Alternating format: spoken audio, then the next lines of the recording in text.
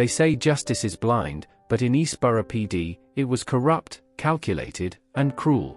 For years, officers were trained to see guilt where none existed, and Officer Natalie Carter was their perfect recruit, until the day she arrested Elijah Brooks. She saw what they wanted her to see, a threat, a statistic, but what she didn't see was that this one act would land her in front of Judge Adrian Holloway, the man they called the Scale, because in his courtroom, justice wasn't just blind, it was inevitable. Now, as her carefully built world crumbles under video evidence and public outrage, she's about to learn why corrupt cops still whisper his name. Just before we dive in, let me know where you're watching from, and if you love these stories, hit subscribe because tomorrow's episode is one you don't want to miss. Natalie Carter stood in front of the large glass doors of the Eastborough Police Department, inhaling deeply as she adjusted the crisp collar of her uniform. The golden badge pinned to her chest gleamed under the morning sun, a tangible symbol of everything she had worked for. This was the moment she had dreamed of since childhood, the culmination of years of rigorous training, discipline, and unwavering ambition. She wasn't just any rookie, she had graduated top of her class at the academy, praised for her decisiveness, quick reflexes, and strict adherence to protocol. Her heart pounded with excitement as she stepped through the entrance, the cold blast of the department's air conditioning sending a shiver down her spine. The station buzzed with activity, phones rang, officers moved briskly through the halls, and the chatter of radio dispatch filled the air. It was overwhelming but exhilarating. She had made it. Officer Carter. She turned to see Sergeant Dale Connolly, a gruff, broad-shouldered veteran with nearly 25 years on the force. His salt-and-pepper hair was neatly cropped, his uniform pressed, and his piercing grey eyes held the weight of experience. He was the kind of officer everyone respected, not just because of his rank, but because he had seen it all. "Yes, sir," she responded sharply, straightening her posture. Connolly gave her a once-over, nodding approvingly before gesturing for her to follow. "First day, huh?" "Yes, sir. I'm ready," she said, unable to hide the pride in her voice. "Good," he said, leading her through the bustling precinct. "I've seen a lot of fresh recruits walk through these doors thinking they're gonna change the world. Let me give you a piece of advice. This city isn't what they teach you in the academy." Natalie frowned slightly. "What do you mean?" Connolly slowed his pace as they reached the locker room. "Eastborough's not an easy place to police. We don't deal with petty crimes here, we deal with organized crime, repeat offenders, and people who hate us just because we wear this uniform. They'll lie to you, manipulate you, and make you question everything you stand for. If you're not careful, you'll end up hesitating when you should be acting." Natalie swallowed hard. She had been prepared for hostility, she had studied the increasing tensions between the public and law enforcement. But Connolly's words carried a different kind of weight, as if he was speaking from a place of hardened cynicism. "I understand, sir," she said. "But I won't hesitate." Connolly let out a dry chuckle. "They all say that at first. Let's hope you're one of the few who mean it." With that, he patted her shoulder and walked off, leaving Natalie to absorb his words. The morning passed in a blur of paperwork, briefings, and department orientation. By noon, Natalie was itching to get out on the streets, to prove herself in the field. Her chance came sooner than expected. Unit 21, report of a domestic disturbance on Holloway Street. Her training officer, Officer Damian Briggs, a towering man with a no-nonsense attitude, grabbed the radio. "Copy that, en route." He turned to Natalie with a smirk. "You ready, rookie?" "Always," she responded, following him to the patrol car. The drive through Eastborough was tense. The city was a mix of towering skyscrapers and crumbling neighborhoods, a place where wealth and struggle coexisted in uneasy proximity.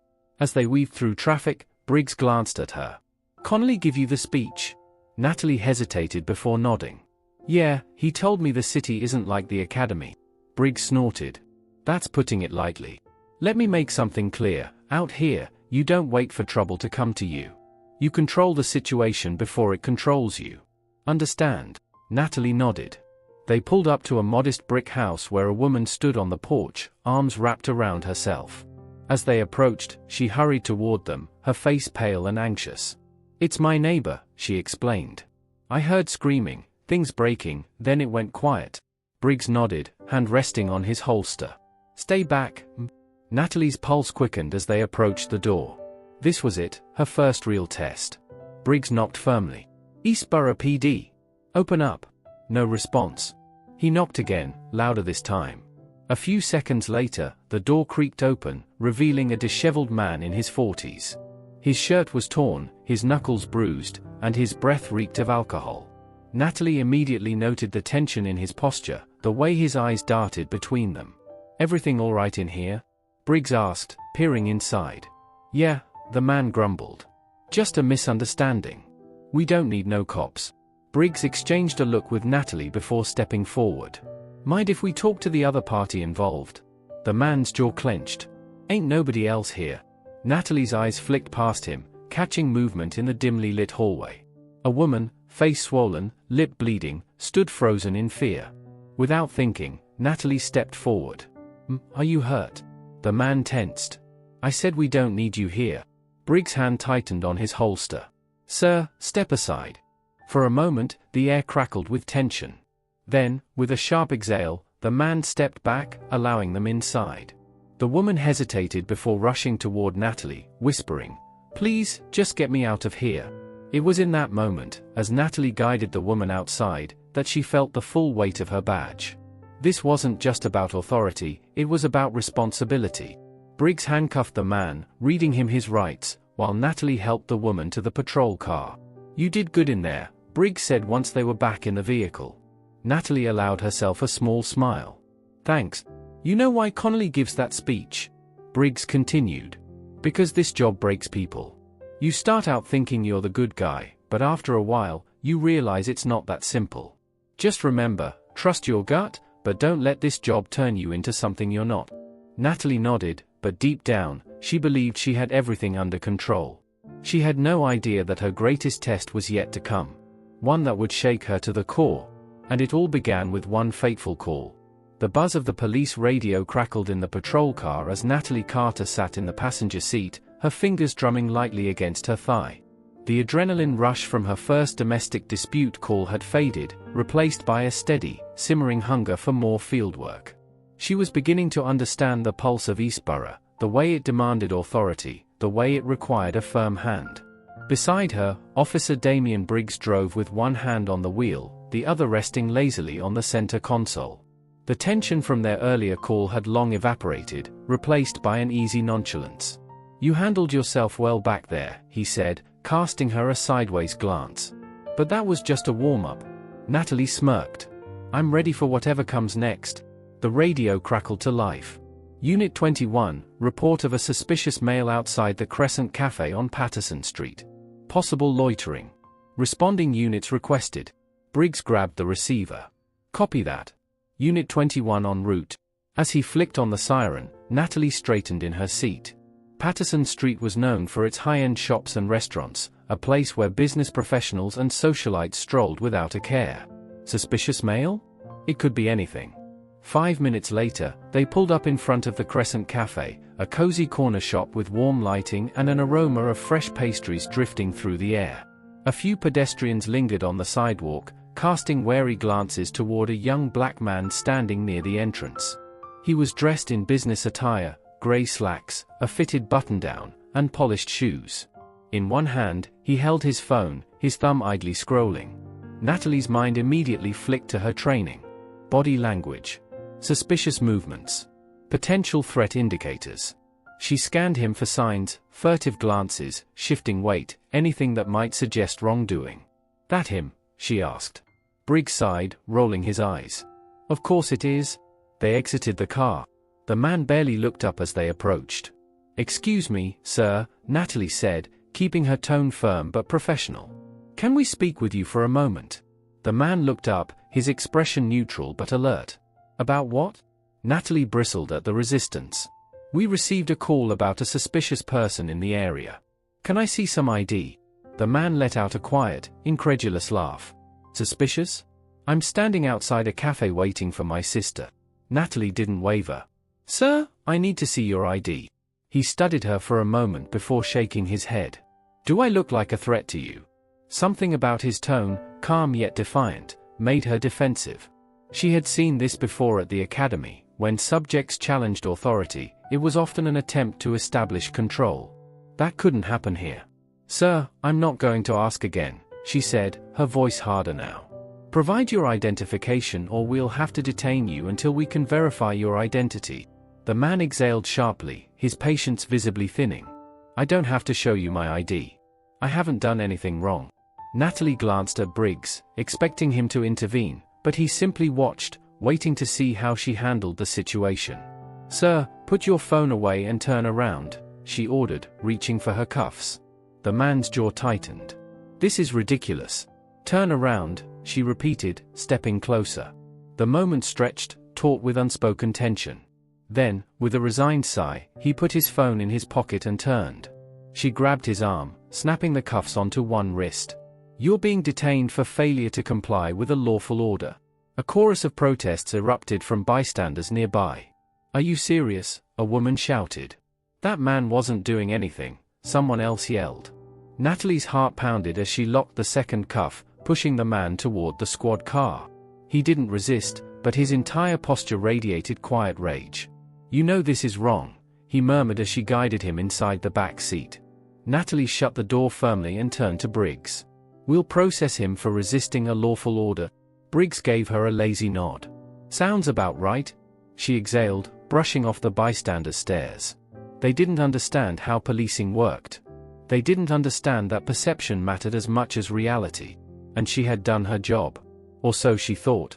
Back at the station, Natalie processed the man, Elijah Brooks, age 28, no prior arrests, a financial analyst at a downtown firm. She typed up the report, carefully detailing how he had refused a lawful order, acted erratically, and resisted detention. She handed the file to the desk sergeant. He skimmed through it and gave her an approving nod. "Looks good, Carter.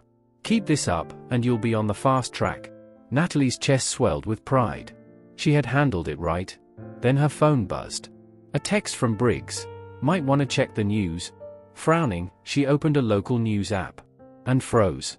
A video, already spreading online, showed the entire encounter at the cafe. From the moment she approached Elijah to the second she handcuffed him.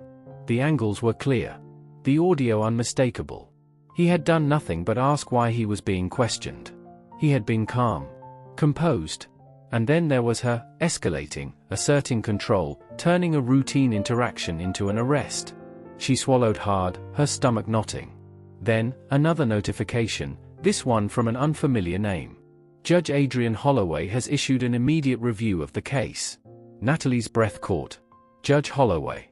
Even rookies knew his reputation. He wasn't just a judge, he was the judge, known for dismantling corruption within the force. His rulings were ruthless. His scrutiny unmatched. And he had just set his sights on her. A chill ran through her. Her career, the one she had sacrificed so much for, was now on the line. And deep down, for the first time since putting on the uniform, a whisper of doubt crept into her mind. Had she made a mistake? The courtroom was silent except for the rhythmic ticking of the grand clock mounted above the judge's bench. The weight of unspoken tension pressed down on everyone in the room as Judge Adrian Holloway flipped through the arrest report, his dark eyes scanning each page with an unsettling calm. He had seen thousands of cases, read through thousands of reports, but there was something about this one that immediately set his instincts on high alert.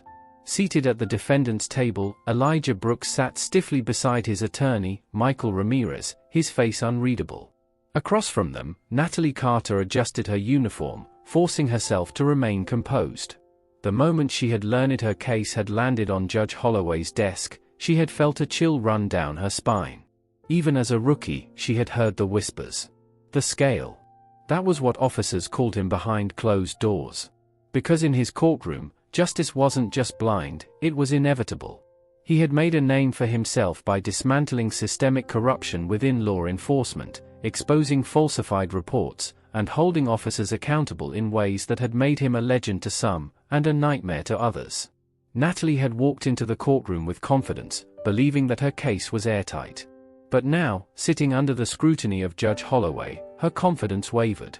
He flipped the final page of her report and set it down with deliberate slowness. Then he looked up. "Officer Carter," he said, his voice smooth but firm, "walk me through the events of Thursday afternoon." Natalie straightened. "Your Honor, we received a call about a suspicious person outside the Crescent Cafe. When we arrived, We identified the suspect, Mr. Brooks, and I requested his identification. He refused to comply, and when I attempted to detain him, he resisted. Judge Holloway leaned back in his chair. Resisted? Yes, Your Honor, she replied quickly. Ramirez smirked slightly, shifting in his seat. Judge Holloway clasped his hands together, elbows resting on his desk. And in your professional assessment, what made Mr. Brooks appear suspicious enough to warrant the stop?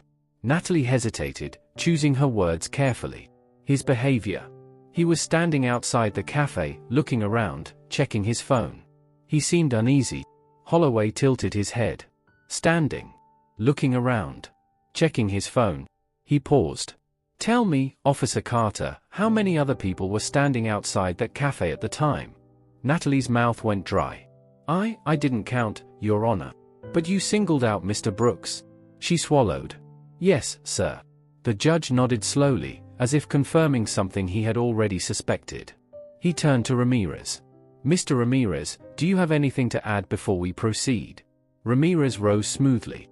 Yes, Your Honor. He gestured toward a large screen position to the side of the courtroom. With your permission, I'd like to present video evidence of the encounter in question. Natalie's stomach clenched. Judge Holloway nodded. Proceed.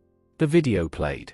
There she was, in full uniform, walking up to Elijah Brooks, a man simply standing outside a cafe, scrolling on his phone. Her voice, firm and authoritative, carried through the speakers as she demanded his identification. Then came the moment that changed everything. Do I look like a threat to you? The way he had asked it, calm, but pointed, resonated differently now. The video showed no aggression, no sudden movements, no threats. Yet there was her, escalating, asserting control, forcing an unnecessary confrontation. The contrast was damning. A murmur rippled through the courtroom. Ramirez let the footage finish before turning back to the judge. Your Honor, as you can see, my client did nothing to provoke this arrest. He was calm, cooperative, yet he was treated like a criminal. And the only reason for that, I would argue, is the color of his skin. Natalie bristled. That's not true. Judge Holloway raised a hand, silencing her. Then he turned back to her arrest report and picked it up again, flipping to a specific paragraph. Officer Carter, your official report states that the suspect was uncooperative and evasive. Do you see that here? Natalie's breath came short. He was questioning my authority. Questioning your authority, Holloway repeated, his tone unreadable. And in your training, Officer Carter, does questioning an officer's authority constitute a crime? She hesitated. No, Your Honor. His eyes bore into her. Yet you wrote in your report that Mr. Brooks was acting erratically. The footage suggests otherwise. Natalie's pulse pounded. I was following procedure, sir. Judge Holloway's expression darkened. Were you? Silence stretched. Then, he exhaled and turned back to Ramirez. Based on the evidence presented, this court finds that there was no legal basis for the detainment of Elijah Brooks. All charges against him are dismissed, effective immediately. A small but victorious smile tugged at the corner of Elijah's lips as Ramirez patted his shoulder. But Holloway wasn't done. He turned back to Natalie, his stare cold. Officer Carter, I am ordering an immediate review of all your previous arrests. Her breath caught. What? Given the discrepancies in your report, I have reason to believe this may not be the first time your conduct has been questionable. His voice was steely.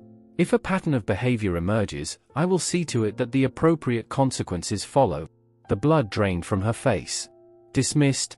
The sound of the gavel echoed through the courtroom. Natalie stumbled out of the courthouse, her mind reeling. The heat of the day seemed oppressive now, pressing down on her as if the very world had turned against her. She had walked in believing herself to be on solid ground. Now, her career was teetering on the edge of ruin. As she reached the steps outside, a voice called after her. You were so sure you were right? She turned to see Elijah Brooks, standing there with his attorney. His expression was unreadable, but there was something knowing in his eyes. She didn't respond. Because for the first time, she wasn't sure what to say. Natalie Carter sat at her desk in the Eastborough Police Department, staring blankly at the blinking cursor on her computer screen. The air around her buzzed with the usual station noise, phones ringing, officers chatting, the occasional clatter of a filing cabinet. But in Natalie's mind, everything had gone silent. Immediate review of all your previous arrests. Judge Holloway's words from earlier that morning looped through her thoughts like a broken record. Her hands clenched into fists. This wasn't how things were supposed to go. She had followed protocol. She had done everything right. And yet, here she was, sitting under scrutiny, her credibility hanging by a thread. Across the room, her partner, Officer Damian Briggs, strolled over and leaned against her desk with a cocky smirk. "Well, that was a hell of a show you put on in court today." Natalie stiffened. "Don't start." Briggs chuckled. "Come on, Carter. What did you think was going to happen? You arrested some innocent guy, and Holloway got his hands on the case? That man has been gunning for cops like us for years. You were the perfect target." Her jaw tightened. "I didn't arrest him because of his race, if that's what you're implying." Briggs lifted his hands in mock surrender. "Relax, rookie. I'm on your side." He glanced around the room, then lowered his voice. "But let me give you some advice. This isn't the time to act righteous. You're under review now, which means you need to play it smart. Keep your head down, don't push back, and let this whole thing blow over. Trust me, we've all been through something like this." Natalie's stomach twisted at his words. "We've all been through something like this." She frowned. "How often does this happen?" Briggs rolled his eyes. "Oh, don't play naive. This is Eastborough. The people we deal with? Half the time, they're guilty of something, even if it's not what we booked them for. So what if you misread the situation? The system will back you up, as long as you don't start making waves." A sick feeling settled in her gut. For the first time, she really heard what Briggs was saying. Misreading situations. Misjudging suspects. Letting the system cover for them. Was this how it always worked? Her mind raced as she glanced toward the captain's office, where Captain Wayne Cormack was speaking to Lieutenant Ryan Foster behind closed doors. Their expressions were unreadable, but Natalie had been on the force long enough to know when higher-ups were handling a situation they wanted kept quiet. And right now, she was that situation. By noon, the internal review had begun. Officers from Internal Affairs were combing through Natalie's previous cases, analyzing arrest reports, watching body cam footage, and pulling up records. Natalie kept telling herself she had nothing to worry about. But deep down, doubt gnawed at her. She had been taught to trust her instincts. But what if her instincts had been wrong? What if Judge Holloway saw something she had never questioned? Her computer dinged with a new email. She opened it, her pulse spiking as she read the subject line. Request for immediate review, Officer Carter's arrest reports. Her eyes skimmed the email. Attached were 3 case files, cases she had handled in the past 6 months. Each of them involved Black or Latino men, arrested under similar circumstances. Natalie's throat went dry. She clicked on the first file. The report read: Subject, Aaron Delgado. Charge, resisting arrest. Incident report, subject displayed suspicious behavior near a high-crime area. Refused to comply when asked for identification.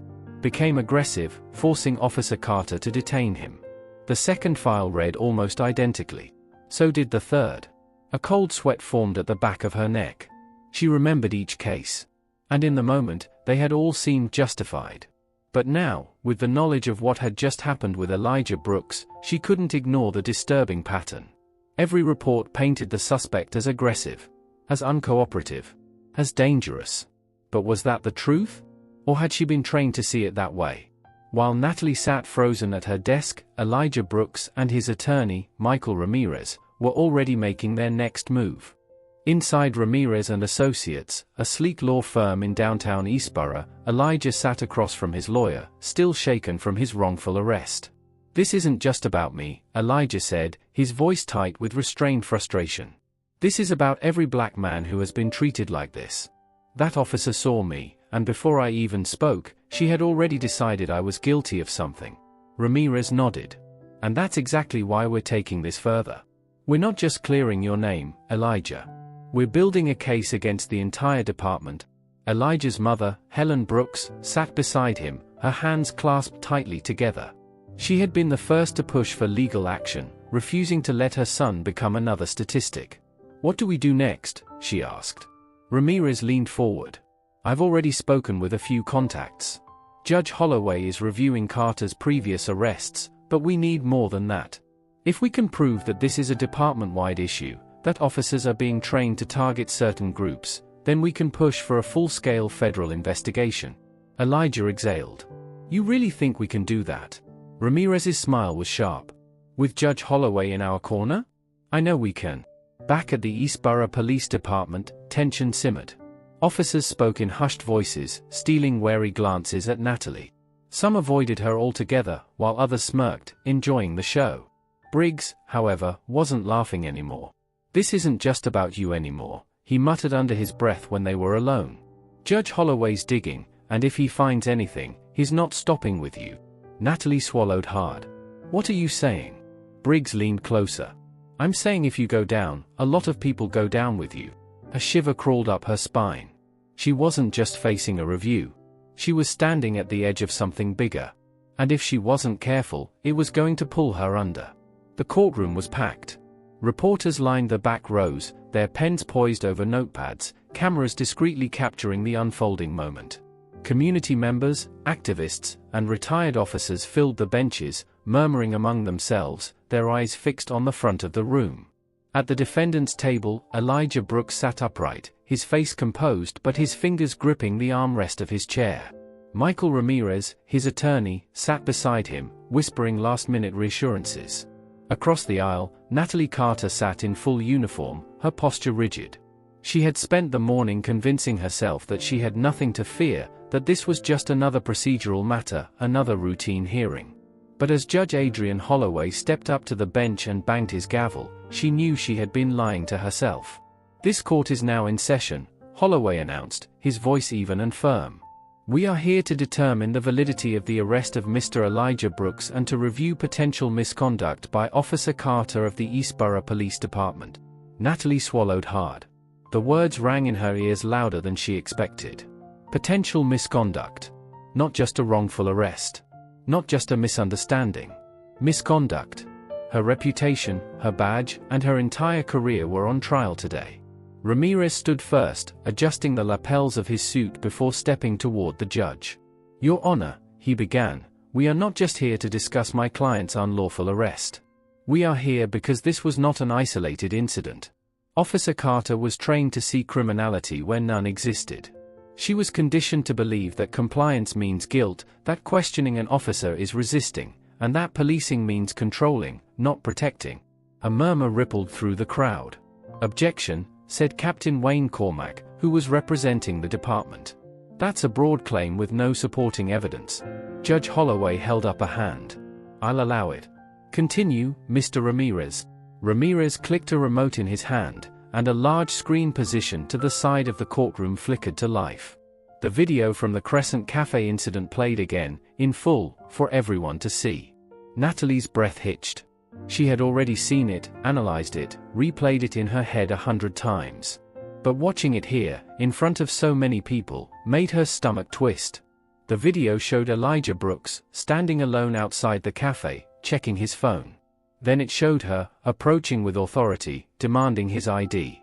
The tension built as she escalated. Her voice, firm but unnecessary in its urgency. His resistance, not in action, but in words. Do I look like a threat to you? The question echoed in the silent courtroom. Then came her arrest, swift, aggressive, the handcuffs clicking shut as he protested. The footage ended with the calls of bystanders, he didn't do anything. Before the screen faded to black, Ramirez turned back to the judge. This is what systemic bias looks like, he said coldly. A man standing outside a cafe, doing absolutely nothing, suddenly becoming a suspect. And all because an officer believed he looked like one. Judge Holloway exhaled through his nose, his expression unreadable. Do you have any further evidence, Mr. Ramirez? Ramirez nodded. Yes, Your Honor. He turned back to the screen and clicked his remote again. Another case file appeared. Another arrest report. Aaron Delgado, age 26, detained under similar circumstances. No criminal record. No suspicious behavior. Arrested for resisting a lawful order? Then another. Tyrone Wilson, age 30. Same pattern. And another. Natalie's heart pounded as she scanned the reports, all of them were hers. Every name. Every charge. The pattern was undeniable. She had never noticed it before. Or maybe she had never questioned it. Officer Carter, Ramirez said, turning toward her. Do you believe Elijah Brooks was a threat to public safety? Natalie clenched her fists beneath the table. I believed he was acting suspiciously. And yet, the video evidence shows no such behavior. She forced herself not to flinch. With all due respect, Mr. Ramirez, body camera footage doesn't capture everything. Officers are trained to look for things that the untrained eye might miss. Ramirez folded his arms. Tell me, Officer Carter, when you approached Mr. Brooks, what exactly about him did you find suspicious? Natalie hesitated. The way he looked at me. The way he spoke. But the moment those thoughts formed in her mind, a cold wave of realization followed. That was exactly the problem. She had been trained to interpret confidence as defiance. To see his presence as a problem to be managed. And now, she was paying for it. She took a deep breath. I made a mistake, she admitted, the words tasting foreign on her tongue. I should have handled the situation differently. A hush fell over the courtroom. Even Briggs, seated in the back, sat up straighter. Ramirez raised an eyebrow. So you admit the arrest was unjustified? Natalie's mouth felt dry. She wasn't just speaking to him anymore, she was speaking to everyone. To Judge Holloway. To her department. To herself. Yes, she said quietly. Judge Holloway let the silence settle before speaking. This court finds that the arrest of Elijah Brooks was unlawful. All charges against him are permanently dismissed. Furthermore, I am recommending disciplinary action against Officer Carter, pending the full review of her past arrests. Natalie's chest tightened. This department, Holloway continued, his voice sharp, has long operated under a culture of unchecked authority. That ends today. I will personally ensure that this investigation is thorough. And if I find that this pattern extends beyond Officer Carter, I will not hesitate to take further action against the Eastborough Police Department. Captain Cormac's jaw tightened. The ruling was final. Natalie had lost. But so had the department. As the courtroom emptied, Natalie sat in silence. She had admitted it. She had been wrong. She had walked into this trial believing she was a good cop. That she was one of the officers who did things right. But now, she wasn't so sure anymore. And neither was anyone else. In the back of the courtroom, Elijah Brooks stood with his mother and attorney. He didn't gloat. He didn't smirk. He just watched her. And for the first time since putting on her uniform, Natalie felt truly seen. Not as an officer. Not as a symbol of power. But as someone who had to answer for what she had done. Natalie Carter walked out of the courthouse with her head held high, but inside, she felt like she was crumbling. The sharp click of her boots against the pavement echoed in her ears as she pushed through the crowd of reporters, flashing cameras, and murmuring onlookers. She could feel their eyes on her. The once rising star of the Eastborough Police Department, now the center of a scandal. Officer Carter? Do you have any response to Judge Holloway's ruling? Do you still stand by your actions? Is this the beginning of a larger investigation into police misconduct? She ignored them all, her pulse pounding as she made a beeline for the parking lot. She just needed to get to her car. She needed silence. Natalie. The voice stopped her cold. She turned to see Damian Briggs, arms crossed over his chest, leaning against her patrol car. He wasn't smirking this time. You really screwed up in there, he muttered as she reached him. Natalie's jaw clenched. I told the truth. Briggs scoffed. Yeah, well, the truth just put a target on your back. She glared at him. I did my job the way we were trained to do it. Exactly, Briggs said, stepping closer. Which is why this whole thing is complete bull. Briggs. A new voice cut through the tension. They both turned to see Captain Wayne Cormac approaching, his expression unreadable. Get back inside, Cormac ordered. Briggs hesitated but gave Natalie one last glance before walking off. The captain stopped in front of her, his hands on his hips. What the hell was that in there, Carter? Natalie swallowed, feeling like a rookie again under his stare. I told the truth, sir. Cormac exhaled sharply. You could have fought back. You could have defended yourself. Instead, you let Holloway and that damn lawyer walk all over you. You just gave them the ammunition they needed to dig deeper into this department. Natalie's stomach twisted. Sir, I don't care what you were trying to do, Cormac snapped. You didn't just put yourself under review. You put all of us under review. She felt the weight of his words settle over her. This wasn't just about her anymore. This was about the entire department. By the time she returned to the station, the tension in the air was thick enough to choke her. Officers who used to nod in greeting barely acknowledged her. Others whispered as she passed, throwing her pointed glances. And then there were the ones like Briggs, watching her closely, waiting to see what her next move would be. She barely had time to sit at her desk before a sharp voice rang out. "Officer Carter, come with us." She turned to see two men in plain suits standing by the entrance.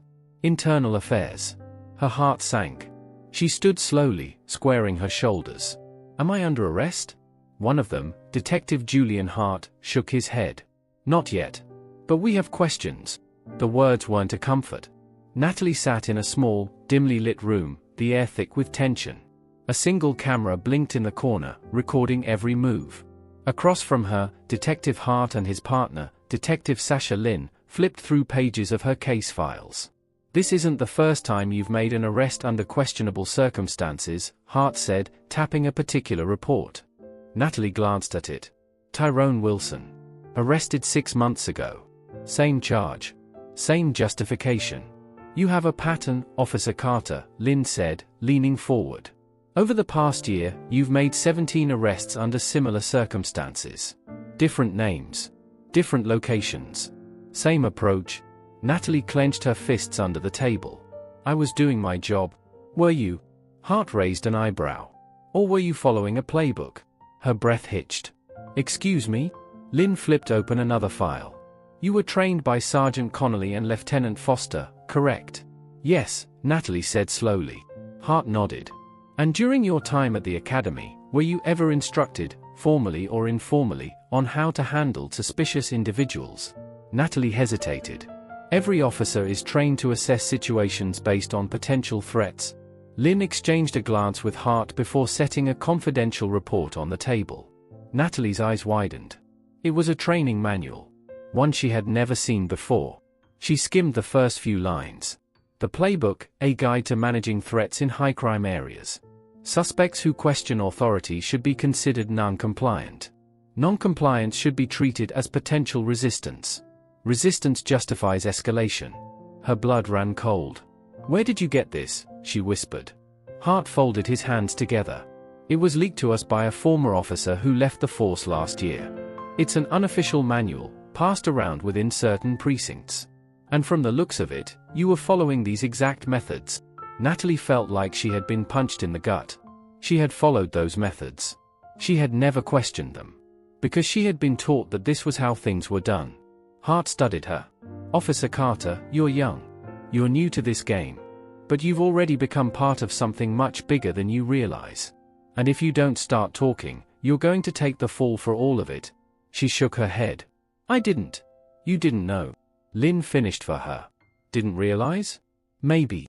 But that doesn't change the fact that you executed these methods perfectly." Natalie's breath came short. "What do you want from me?" Hart leaned forward. "We want names." By the time Natalie walked out of the interrogation room, her mind was spinning. Names. They wanted names. They wanted her to turn on Briggs, Cormack, Foster, Connolly, the very people who had trained her, guided her, taught her everything she knew about being a cop. She wasn't sure what scared her more. That they had asked her to do it. Or that for the first time, she was actually considering it. She barely had time to process before she turned a corner and nearly collided with Briggs. His face was dark. "What did they ask you?" Natalie hesitated. "They." Briggs grabbed her arm, pulling her into an empty hallway. His grip was tight. "You don't talk," he warned. "You understand me?" Natalie's chest tightened. "You think Holloway's scary?" Briggs hissed. "You think IA is bad? You don't know what's coming if you turn on us." A cold fear coiled in her gut. This wasn't just a review anymore. It wasn't just about her career. This was a war. And she was right in the middle of it. Natalie Carter lay awake in her apartment, staring at the ceiling as shadows from the streetlights outside stretched across her walls. She hadn't turned off the television. The news anchor's voice droned on about the growing controversy surrounding the Eastborough Police Department.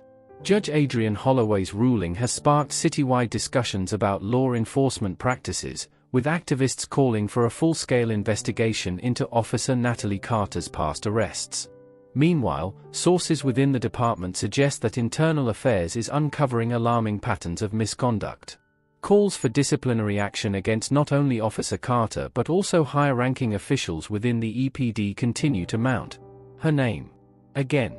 On every station, in every article, trending online. She had spent her entire career believing the badge meant something. That wearing the uniform made her one of the good ones.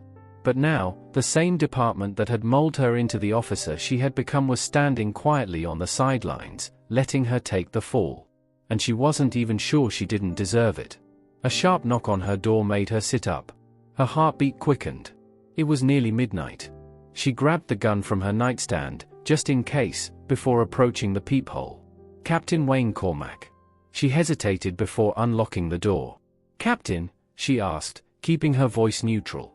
Cormack stepped inside without waiting for an invitation, his face set like stone. He scanned the room before turning back to her. "You and I need to talk?" Natalie shut the door behind him. "About what?" Cormack crossed his arms. "Internal affairs has enough to bury you.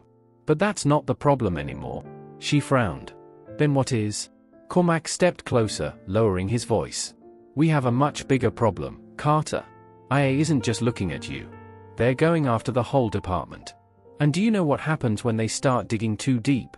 Natalie swallowed. She already knew. They would find everything. The playbook. The unwritten rules officers were trained to follow.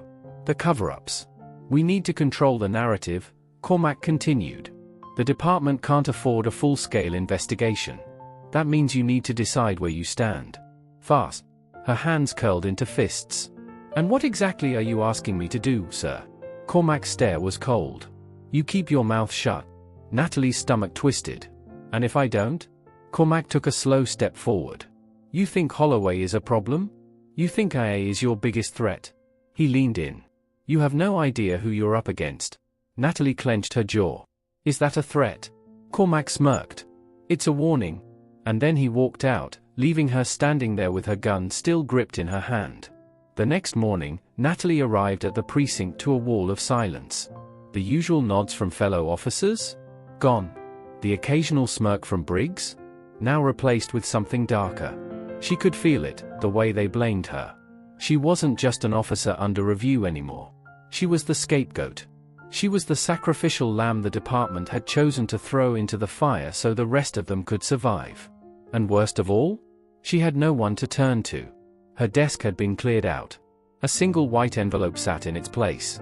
She didn't need to open it to know what it was. Her suspension notice. Indefinite leave, pending investigation. She sat down anyway, gripping the envelope as her mind raced. Then a folder caught her eye. Her own personnel file. She opened it, flipping through years of performance reviews, commendations, notes from supervisors. But then something caught her breath. A sealed document, labeled confidential, internal review findings. She hesitated, then pried it open. Her blood ran cold. They had been building a case against her long before Judge Holloway got involved.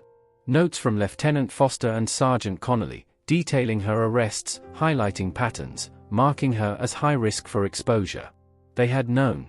They had always known. She had been part of the system, yes. But now, the system was feeding her to the wolves. She heard footsteps. "Briggs. You see it now, don't you?" he said, leaning against the desk. "You were never one of us." She looked up at him. "So this was the plan all along?" Briggs shrugged. "We needed someone to take the fall. And you? You made it easy." Natalie felt rage building in her chest. "You trained me to do things your way. And now you're turning on me." Briggs chuckled. Carter, you still don't get it, do you? This isn't about justice. It's about control. You broke the first rule." Her heart pounded. "Which is?" Briggs leaned in. "You got caught." Natalie's hands tightened into fists. "You should resign," he continued. "Before they make an example out of you." Her jaw clenched. "What if I don't?" Briggs gave her a knowing smirk. "Then you won't just be fighting the department. You'll be fighting something bigger." He walked away, leaving her staring at her personnel file, her career crumbling around her. For the first time since putting on her badge, Natalie Carter felt truly, completely alone. By the time she left the precinct, Natalie had made a decision. She wasn't going to be their scapegoat. She wasn't going to let them destroy her without a fight. She needed help. So, against every instinct she had as a cop, she drove downtown to Michael Ramirez's law office. When she walked in, his receptionist looked startled. "Officer Carter? Where's Ramirez?" she asked. The woman hesitated. "He's in a meeting." Natalie pulled out her badge, what was left of it, and set it on the counter. Not anymore. 5 minutes later, she was sitting across from the man who had built a case against her. Ramirez's face was unreadable. "I have to say, Officer Carter, I didn't expect to see you here." Natalie exhaled. "I need your help." Ramirez leaned back. "You spent years enforcing the system that's destroying you now. Why should I help you?" Natalie met his gaze. "Because I know where the bodies are buried." Ramirez tilted his head. "And you're willing to talk?" She swallowed hard. "I think I have to." Ramirez studied her for a long moment. Then, slowly, a smirk tugged at the corner of his lips. "Now this," he said, "is getting interesting." Natalie took a deep breath. She was about to betray everything she had been taught. And she wasn't sure if she would survive it. Natalie Carter sat across from Michael Ramirez, her palms resting flat on his polished mahogany desk. The weight of her decision pressed down on her shoulders like an anvil. She was about to do something that no officer had ever done willingly, turn against the very system that had created her. Ramirez steepled his fingers, watching her carefully. "You're really ready to do this?" Natalie exhaled slowly. "I don't have a choice." A slow smirk crossed his face. "No, Officer Carter. You do have a choice. You could walk away. Take a deal. Resign quietly and let them bury you in a PR stunt." She clenched her jaw. "That's not going to happen." "Good," Ramirez said, leaning back. "Then start talking." For the first time in her career, Natalie Carter crossed the line between officer and whistleblower. Ramirez had been expecting dirty secrets. He knew Eastborough PD had a history of questionable practices. But what Natalie revealed went far beyond what he had imagined. She told him about the playbook, the unspoken manual that was passed down from experienced officers to rookies like her. The unwritten rules of policing, teaching them how to escalate situations, manipulate reports, and ensure that even the most routine stops justified their actions. "The playbook is real?" Ramirez asked, his tone disbelieving. Natalie nodded. "It's not a formal document, but it's enforced like one. I was trained to follow it before I even realized what I was doing." Ramirez leaned forward. "Give me names." She hesitated. She knew what naming names would mean. But she had already made her choice. She started talking. "Sergeant Dale Connolly, one of the primary enforcers of the playbook. He made sure rookies understood that the right arrests were what advanced their careers. Lieutenant Ryan Foster, the man who covered up discrepancies in reports, making sure no officer was ever caught contradicting official department policy. Captain Wayne Cormack, the one who protected them all." Ramirez whistled under his breath. "Cormack?" He shook his head. "That man's been untouchable for years. You realize what happens if we go after him?" Natalie exhaled. "I don't think I'll make it out of this clean either. But if I stay quiet, I'm dead anyway." Ramirez studied her for a long moment. Then he reached for his phone. "I know a guy in the FBI who's going to love this." By the next morning, the Eastborough Police Department was in chaos. The moment Ramirez filed an official complaint with the Department of Justice, FBI agents were at the precinct's doorstep.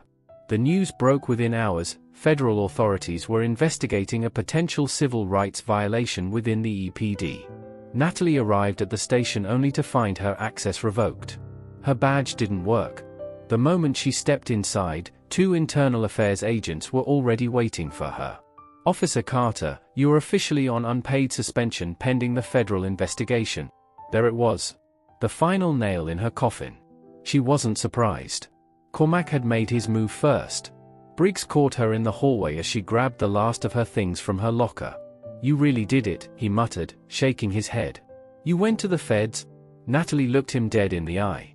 "I wasn't going to let you make me the fall guy." Briggs scoffed. "You just signed your own death sentence." She grabbed her bag and stepped past him. "Then I hope they write my obituary real nice."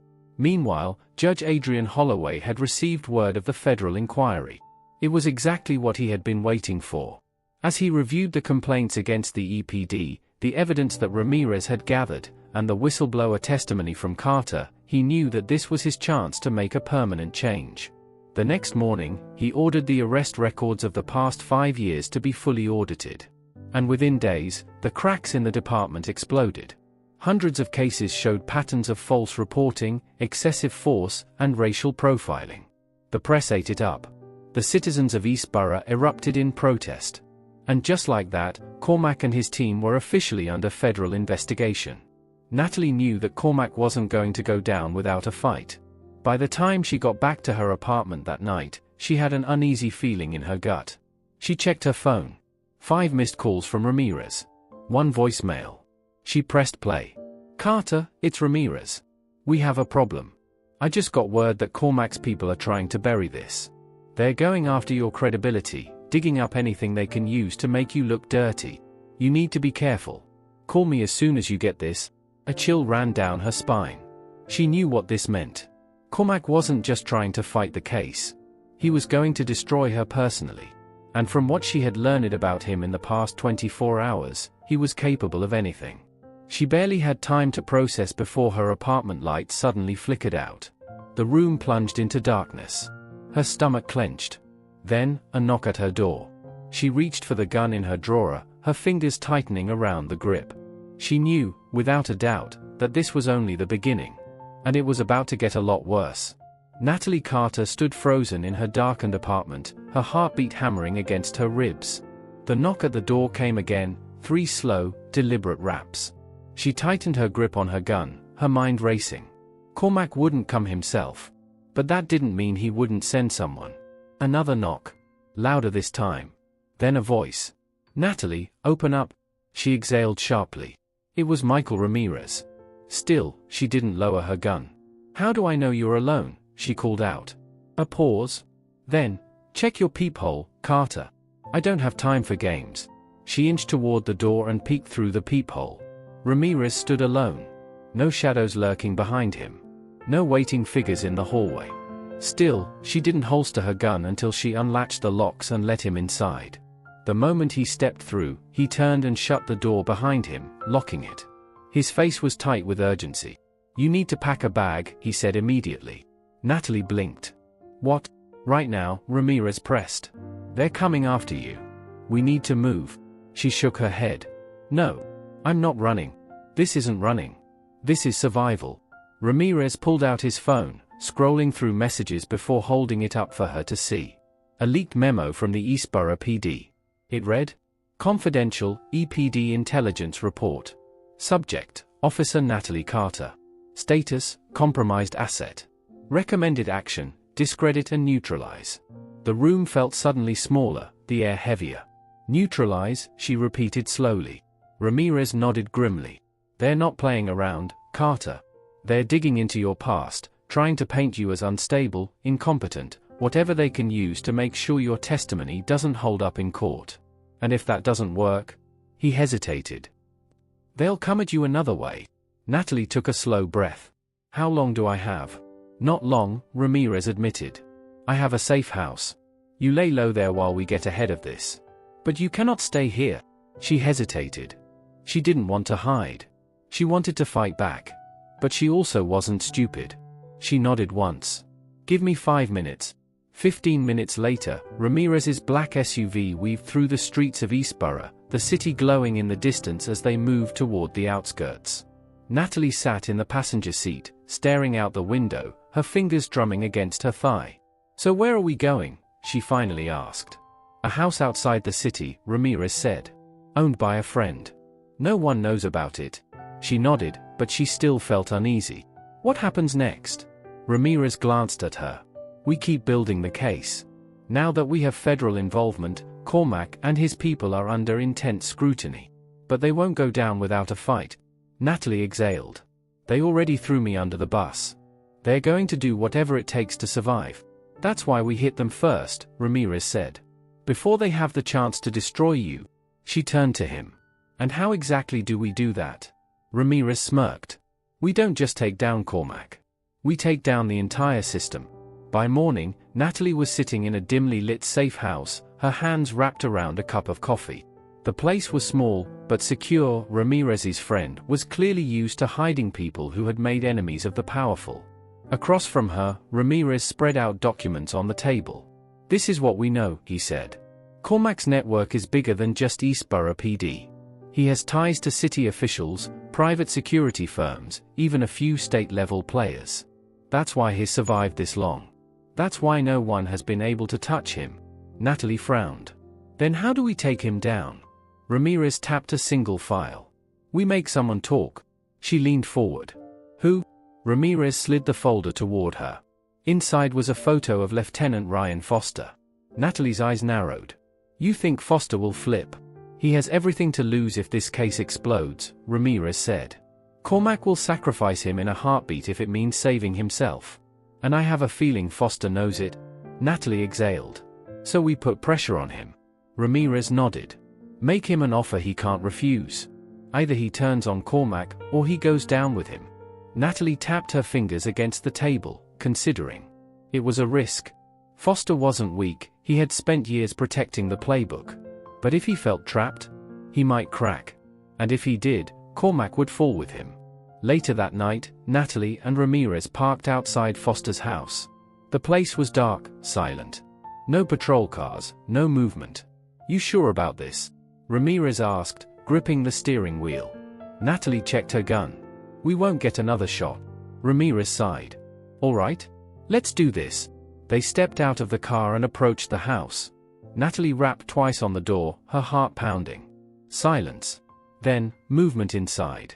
Seconds later, the door creaked open just enough to reveal Lieutenant Ryan Foster, his expression tired and wary. "Natalie," he muttered. "You shouldn't be here." "Neither should you," she said. "Not when Cormac is already planning to cut you loose." Foster's jaw clenched. "What are you talking about?" Ramirez smirked. "Come on, Foster. You know how this works. Someone has to take the fall. And it's not gonna be Cormac." Foster hesitated. "He wouldn't. Wouldn't he?" Natalie interrupted. "You really think he's going to risk himself to protect you? You're just another name on a list to him." A flicker of doubt passed through Foster's eyes. Natalie pressed forward. "This is your chance to get ahead of it. Cooperate, and we can make sure you don't go down with him." Foster swallowed hard. "And if I don't?" Ramirez sighed. "Then you take the fall. And trust me, Foster, when the feds are done with you, you won't just lose your badge. You'll lose everything." A long silence. Foster looked between them, his mind clearly racing. Then, finally, he exhaled and stepped back. "Come in," he muttered. "We need to talk." Natalie exchanged a glance with Ramirez. They had him. And if Foster talked, Cormac was done. Lieutenant Ryan Foster sat across from Natalie Carter and Michael Ramirez in the dimly lit kitchen of his home. A half-empty bottle of whiskey sat on the table between them, untouched. His hands were clasped together, his knuckles turning white. "You know what you're asking me to do," Foster muttered. Natalie leaned forward. "We're asking you to tell the truth." Foster scoffed. "The truth? The truth is a dangerous thing, Carter. The truth gets people killed." Ramirez tapped his fingers against the table. "It's already too late for Cormac to protect you. The feds are closing in. You're a liability now. And you know what happens to liabilities, right?" Foster exhaled sharply, rubbing a hand down his face. He looked exhausted, like a man who had spent years running from the inevitable. "You don't get it," he muttered. "Cormac has people everywhere. City Hall, state prosecutors, even some in the federal circuit. If you think taking him down is as simple as exposing his crimes, you're dreaming." Natalie narrowed her eyes. "You sound like you're scared of him." Foster laughed bitterly. "I am." Ramirez leaned in. "You want to know the difference between you and Cormac? He sees you as disposable. But we're giving you a way out. If you cooperate, we can get you protection. Witness immunity. You walk away alive." Foster stared at him, the war in his mind playing out across his face. Natalie pushed forward. "You think Cormac would do the same for you?" Silence. Then, finally, Foster nodded. "Fine," he said hoarsely. "I'll talk." By the next morning, Foster was sitting in an FBI safe house, staring at a laptop filled with documents that he had smuggled out of Eastborough PD's internal system. Cormac ran this department like a crime syndicate, he admitted. The playbook wasn't just training, it was policy. Every officer was expected to follow it. Ramirez skimmed through the documents, his face hardening with every page. "These are records of fabricated arrests," he muttered. "False reports, internal memos coaching officers on how to justify bad stops." He looked up at Foster. "This is a goldmine." Natalie crossed her arms. "Enough to take down Cormac." Foster gave a tight nod. "And then some?" Ramirez grinned. "Then let's make sure the whole world sees it." It started as a single article. A well-known investigative journalist, Daniel Cross, published a bombshell report based on the files Foster provided. Inside Eastborough PD's corruption machine. Then came the leaked videos. Body cam footage of officers planting evidence. Fake police reports. Training sessions where supervisors coached rookies on how to escalate situations to justify force. The city erupted. Protests flooded the streets. News outlets ran the story on a loop. And before Cormac even had time to control the narrative, the Department of Justice launched a full-scale investigation. Within 24 hours, multiple high-ranking officials were placed on administrative leave. Cormac, however, remained silent. Unshaken. Natalie knew why. He still had one last move to play. 2 nights later, Natalie was walking back to the safe house when her phone buzzed. A blocked number. She hesitated, then answered. "Officer Carter," a voice said smoothly. Her breath caught. "Captain Wayne Cormac." She gritted her teeth. "What do you want?" Cormac chuckled. "Oh, Carter. You've made quite the mess, haven't you?" "You made this mess," she shot back. A pause. Then, his voice dropped into something darker. "You think you've won," he murmured. "You think exposing me is going to fix anything? Let me tell you what's really going to happen. They'll put on a show, throw a few people under the bus, maybe even arrest me. But the system? It'll survive. It always survives." Natalie's grip tightened on her phone. "But you," Cormac continued. "You won't. You made yourself a target. And people like you." He let out a quiet chuckle. "You don't last long." The call went dead. Natalie exhaled shakily. This wasn't over. Not yet. The next morning, Eastborough woke up to the news that would change everything. At precisely 6:45 a.m., the FBI executed a warrant at Captain Wayne Cormac's home. Within minutes, Cormac was pulled from his house in handcuffs, his face plastered across every news channel in the city. Charges included obstruction of justice, tampering with evidence, conspiracy to violate civil rights. The once untouchable captain of Eastborough PD was finally falling. But even as reporters swarmed the courthouse, even as protesters celebrated his downfall, Natalie couldn't shake the feeling that this wasn't the end. Because men like Cormac always had a backup plan. And she wasn't sure she had seen his last move yet. The city was still reeling from Captain Cormac's arrest when Natalie Carter stepped out of the safe house and into the harsh glare of the morning sun. Even though he was in custody, she didn't feel safe. She had spent enough time around powerful men like him to know that the real danger wasn't always in what they did while they were free, but in what they had set in motion before they fell. Ramirez sat in the driver's seat of his car, flipping through a newspaper with Cormac's mugshot splashed across the front page. "He looks good in cuffs," he said, tossing the paper onto the dashboard. "But this isn't over." Natalie slid into the passenger seat and buckled up. "It won't be until someone higher up makes sure it sticks." Cormac had too many friends in the system. If they want to make an example out of him, they'll need more than bad press. Ramirez started the engine. "That's why we're going to court today. Foster's officially agreed to testify. If he gives them what we need, Cormac won't just lose his career. He'll lose his freedom." The thought of Lieutenant Foster standing in front of a judge and admitting what he had been a part of made Natalie's stomach twist. He had been the enforcer, the one who made sure rookies like her fell in line. If anyone knew the true extent of Cormac's operation, it was him. And yet, she knew there was no satisfaction in this. It wouldn't undo the damage. It wouldn't erase the people whose lives had been destroyed because of how this department had operated for years. The drive to the courthouse was filled with a tense silence. As they pulled up to the side entrance, Ramirez leaned back in his seat and let out a slow breath. "Are you ready for this?" Natalie met his gaze in the rearview mirror. "I don't think that matters anymore." Inside the courthouse, security was tight. Protesters lined the steps, chanting for police accountability, their signs held high. The energy in the air was different now. There was no blind anger, no pure outrage. This was something more calculated. They weren't just protesting anymore. They were waiting for justice. Natalie and Ramirez were ushered inside through a separate entrance. Foster was already there, sitting in a holding room with his lawyer. His usually smug face was drawn, eyes bloodshot, jaw clenched tight. The weight of what he was about to do had clearly settled on him. "You don't look so good, Lieutenant," Ramirez said as he pulled up a chair. Foster exhaled through his nose. "This isn't easy, you know. Cormac's got people everywhere. You think they're just going to let me walk away after this?" Natalie sat across from him, folding her arms. "That's what witness protection is for." Foster let out a humorless laugh. "You really think a new name and a fake life are going to keep me safe from the kind of people he's connected to?"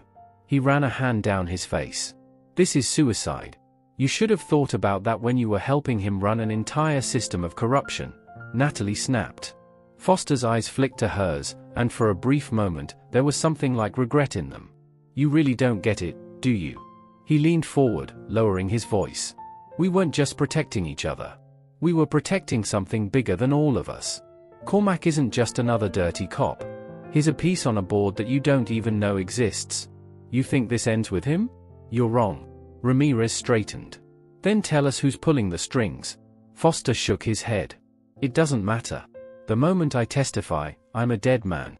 Natalie studied him for a long moment. Then, in a quiet voice, she said, "Then you better make it count." Court was in session within the hour. The room was packed with reporters, activists, and a few silent figures in the back who looked like they were there for more than just a news story. When Foster took the stand, the air in the courtroom shifted. Everyone knew that what he was about to say could determine the fate of more than just Cormac. The prosecutor paced in front of him, reading from a document. "Lieutenant Foster, you have agreed to testify today under the condition that you receive full immunity from prosecution for your role in the misconduct within the Eastborough Police Department. Do you understand what this means?" Foster nodded, gripping the edges of the witness stand. "I do." "Then let's begin." For the next 2 hours, Foster unraveled everything. He spoke about how Cormac recruited officers, how the playbook was passed down from supervisor to rookie, how arrests were fabricated, evidence was manipulated, and entire communities were systematically targeted. He named names. He exposed the network of protection that had shielded officers from consequences for decades. He confirmed that city officials had turned a blind eye in exchange for political favors. When he was finished, the courtroom was so silent that Natalie could hear her own breathing. "Lieutenant Foster," the prosecutor said, "do you regret your involvement in this?" Foster's Adam's apple bobbed as he swallowed. "I regret a lot of things." The prosecutor turned to the judge. "Your Honor, the prosecution moves to call Captain Wayne Cormac to the stand." There was a murmur across the room as Cormac was led in, handcuffed, his face blank. He looked up at Foster, then at Natalie. Then he smirked. Natalie felt an uneasy twist in her stomach. This wasn't over. Not yet. Natalie Carter had seen criminals walk into courtrooms with defiance before. But watching Captain Wayne Cormac being led into the courtroom in handcuffs felt different. He wasn't just a man who had committed crimes, he had designed a system to shield men like him from ever being held accountable. Yet here he was, standing before Judge Adrian Holloway, stripped of his badge, his authority reduced to a jumpsuit and shackles. But what unsettled her most was the smirk on his face. Cormac wasn't afraid. He should have been. "Captain Cormac," the prosecutor began, standing before him, "do you understand the charges against you?" Cormac leaned back in his chair, his posture almost relaxed. "I understand them. You are accused of conspiracy to violate civil rights, obstruction of justice, falsification of police reports, and direct involvement in a culture of systemic abuse within the Eastborough Police Department. Do you deny any of these allegations?" A long pause. Cormac's eyes flicked to the back of the courtroom, where a few high-ranking city officials sat today. He smirked again. "I deny everything." Murmurs rippled through the courtroom. The prosecutor didn't flinch. "So you claim that Lieutenant Ryan Foster's sworn testimony was false?" "Foster is a coward," Cormac said smoothly. "And cowards say whatever they need to say to save themselves." Natalie's hands curled into fists. She could see it, the arrogance, the confidence, the belief that he was still untouchable. The prosecutor turned back to Foster, still seated at the witness stand. "Lieutenant, is there any doubt in your mind about what you've testified to today?" Foster hesitated. His jaw tightened, and for a split second, Natalie feared that Cormac still had a hold on him. But then he exhaled sharply and spoke. "No doubt at all." The prosecutor nodded and turned back to Cormac. "Captain, I remind you that you are under oath. If you are found guilty, you will face decades in federal prison. If you cooperate now, we may be able to offer a reduced sentence." Cormac's smile didn't waver. "You think I'm afraid of prison?" he asked. His voice was calm, almost amused. "You really think any of this matters?" The prosecutor blinked. "Excuse me? You can burn my career, drag my name through the mud, parade me in front of the media like some symbol of corruption," Cormac continued, his voice casual. "But when all is said and done, the system will keep running. People like me don't build these things for ourselves. We build them so that they survive without us." Silence settled over the room. Natalie felt it in her bones. This was his message to everyone watching. He wasn't just a corrupt captain. He was a cog in a much bigger machine. And taking him down wouldn't stop the machine from running. Judge Holloway leaned forward, eyes cold and unreadable. "Is that an admission of guilt, Captain Cormac?" Cormac chuckled. "It's an admission of reality." Natalie's stomach twisted. The prosecutor turned back to the judge.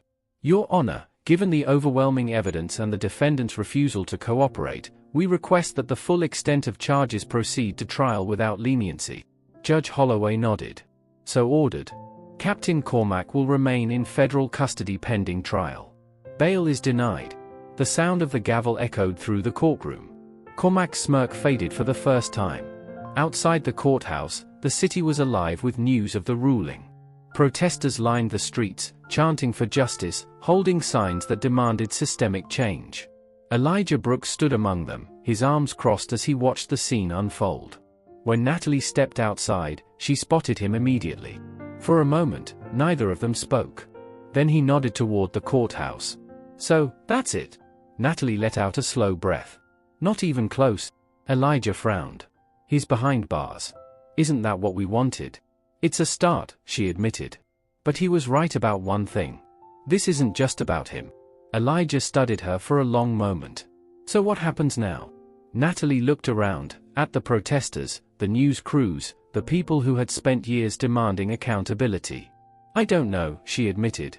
Elijah shook his head, his expression somewhere between frustration and acceptance. "You really think anything's going to change?" Natalie hesitated. And for the first time, she told the truth. "I don't know." Elijah exhaled, shaking his head. "Well, that's a hell of a thing to admit." She met his gaze. "It's better than lying." A small smirk tugged at the corner of his lips. "Guess so." A few feet away, Helen Brooks, Elijah's mother, was talking to reporters, her voice calm but firm. She had been the loudest voice in this fight, the one who refused to let her son's wrongful arrest get buried like so many others. Natalie watched her for a moment. "You know," she said, turning back to Elijah, "your mother's one hell of a fighter." Elijah chuckled. "She always has been. She's not stopping after this, is she?" He raised an eyebrow. "Would you?" Natalie didn't answer. Because she already knew the truth. This was just the beginning for people like Helen Brooks. They weren't just here for Cormac's conviction. They were here to tear down everything he built. And maybe, just maybe, that was what real justice looked like. Later that night, Natalie sat on the hood of her car, staring out at the Eastborough skyline. Her phone buzzed. A message from Ramirez. "Foster just signed a formal agreement with the feds. He's giving them everything. This is bigger than we thought." She exhaled, running a hand through her hair. She should have felt relieved. Instead, all she felt was tired. Then another message came through. This one from an unknown number. "Careful what you dig up, Carter. Some things aren't meant to be exposed." Her blood ran cold. She stared at the message, her heart pounding. Cormac was behind bars. His empire was falling apart. So who the hell was sending her warnings now? For the first time, she realized that maybe, just maybe, this wasn't the end of the fight. It was just the beginning. Natalie Carter stared at the message on her phone, her fingers tightening around the edges of the screen. "Careful what you dig up, Carter. Some things aren't meant to be exposed." A chill ran down her spine. She had expected retaliation. Cormac's entire career was built on knowing when to twist the knife, and even from inside a jail cell, his reach was undeniable. But this wasn't from him. This was from someone else. She quickly screenshot the message and forwarded it to Michael Ramirez. Within seconds, her phone buzzed with an incoming call.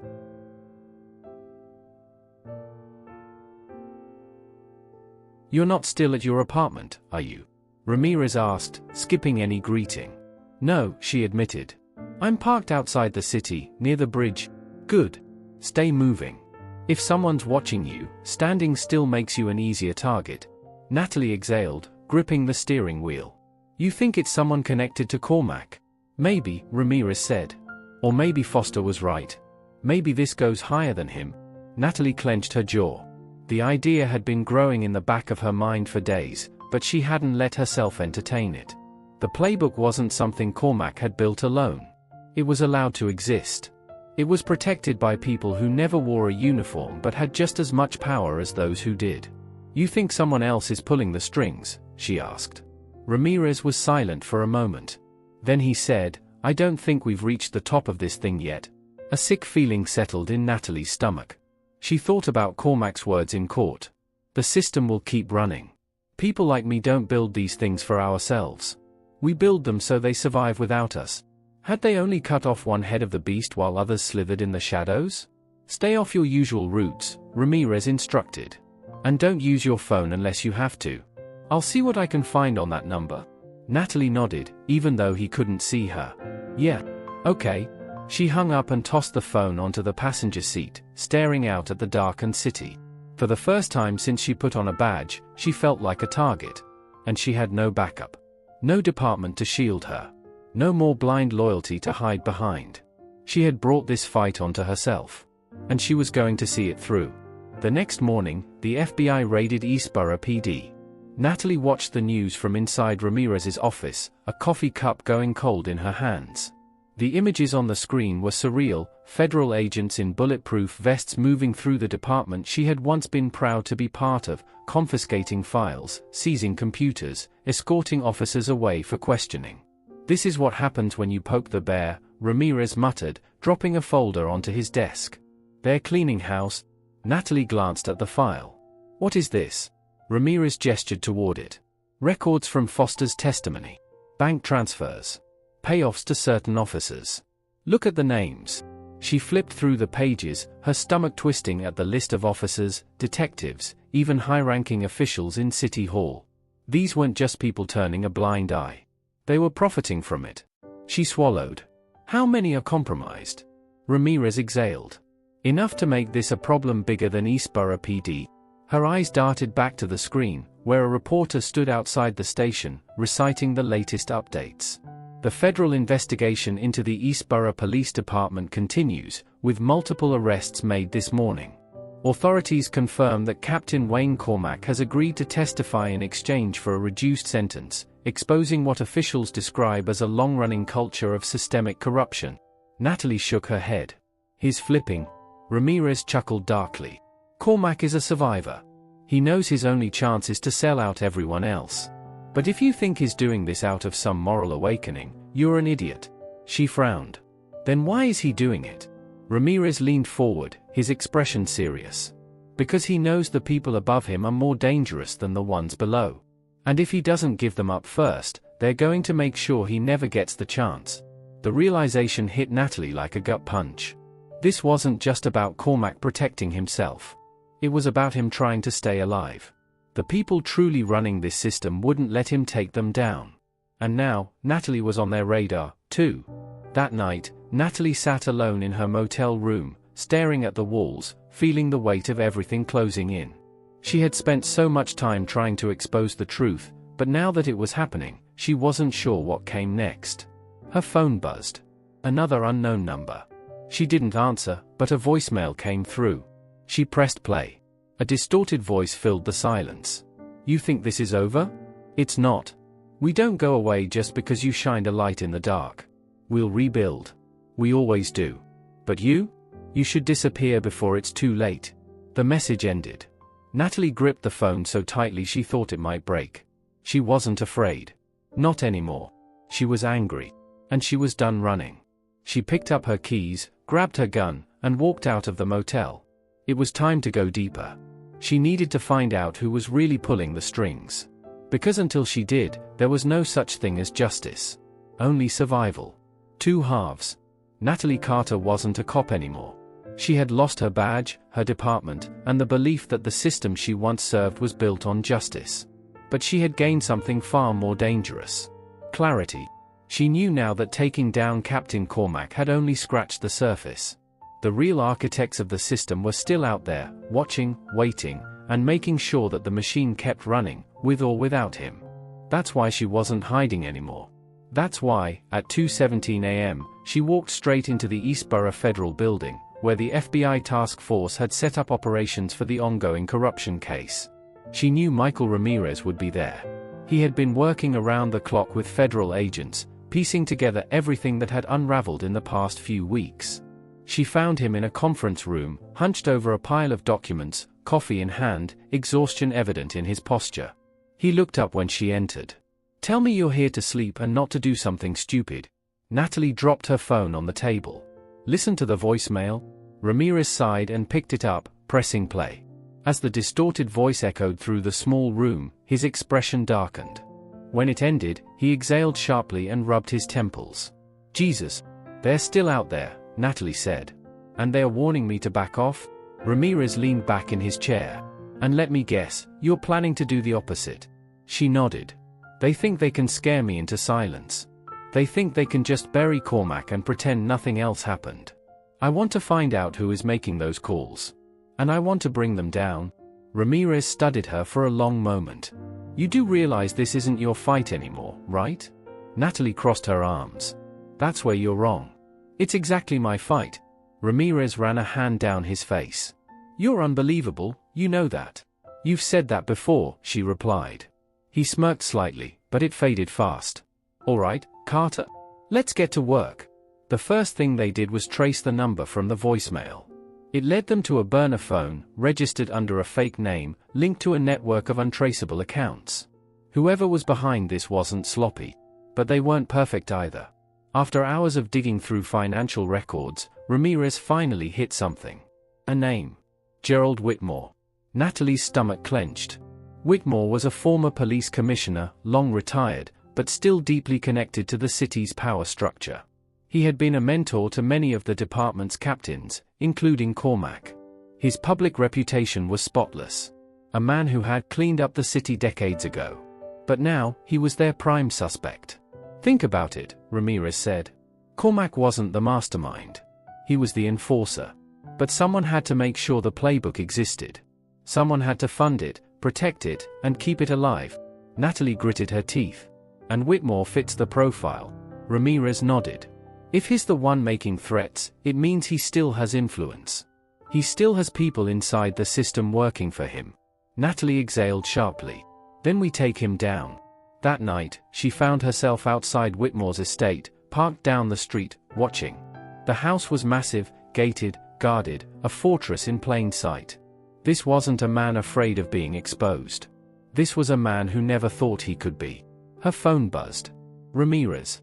You're not about to do something reckless, are you?" "Define reckless." "Carter." She sighed. "Relax, I'm not going in." "Good, because we need more than a confrontation. We need proof." She knew he was right. But sitting in that car, watching the estate where so many of Eastborough's darkest decisions had been made, she felt the rage bubbling inside her. This wasn't about a corrupt police captain anymore. This was about decades of carefully protected abuse. It was about every life ruined by the system Whitmore helped create. She had one shot to get this right. And she wasn't going to waste it. The next few days were a blur of surveillance, digging, and connecting the final pieces. Through wire transfers, hidden accounts, and old case files, they found what they needed. Whitmore hadn't just overseen the playbook. He had created it. Back in the early days of his career, he had orchestrated a system that rewarded officers for targeted arrests, a model built on manipulating crime statistics to justify department funding. And Cormac? He had been one of many who enforced it. Whitmore had trained his successors, ensuring the system would survive long after he was gone. Natalie stared at the final file in front of her. "This is it," she murmured. "This is the real story." Ramirez tapped the papers. This gets Whitmore buried. This gets federal oversight into the entire state's police infrastructure. Natalie nodded. Then let's go public.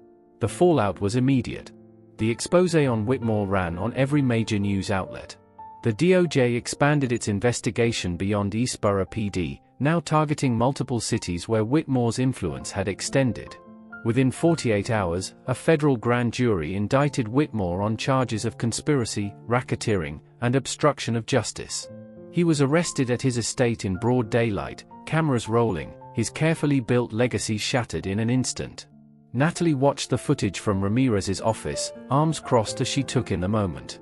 "You did it," Ramirez said beside her. She shook her head. "No. We did." He smirked. "Never thought I'd see the day when you'd stop calling yourself a cop." She hesitated. Then she exhaled. "I guess I'm not anymore." There was a long pause. "How does it feel?" he asked. She thought about it. For years, she had worn the badge with pride, believing she was part of something just. But now, after everything, she knew the truth. The badge had never been what made her a good person. It had never been what made her fight for justice. It was her choices that defined her. And she had finally made the right ones. A small, tired smile tugged at her lips. "It feels right?" Ramirez nodded. "So what now?" Natalie looked out the window, at the city she had once sworn to protect. "I don't know," she admitted. But for the first time in a long time, she was okay with that.